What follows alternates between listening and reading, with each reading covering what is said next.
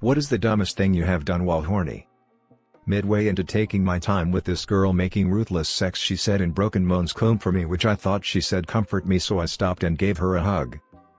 Like 20 years ago, I was heading to my friend's house when I remember that this cute girl from class said she worked at a Starbucks, but one that was like 45 minutes away. I impulsively drove the whole way there for a chance to see her. She wasn't there.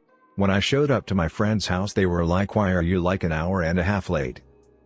Jerked off in the private work bathroom, forgot to lock the door, and the new guy walked in on me and he quit a week after.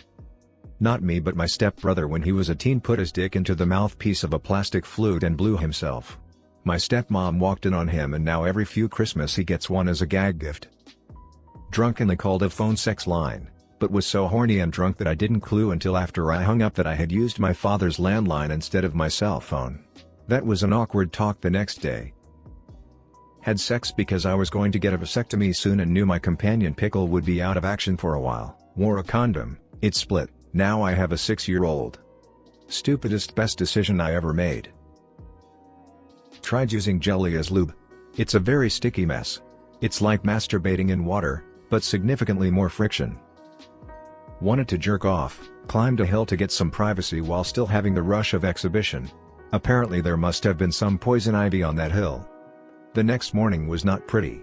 Pretty sure my dick swelled up to 3x its girth.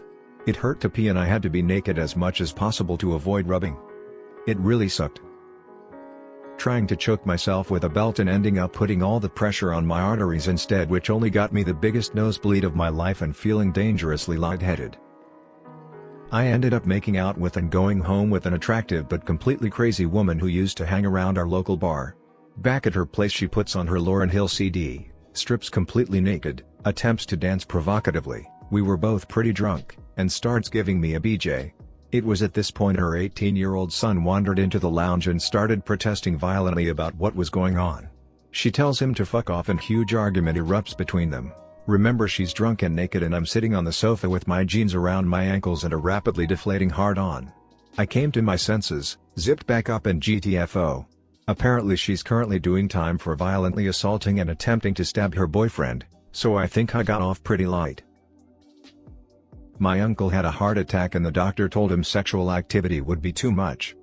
Well, he tried to autoerotic asphyxiate using a logging chain in his garage and ended up hanging himself with his pants around his ankles. His son found him,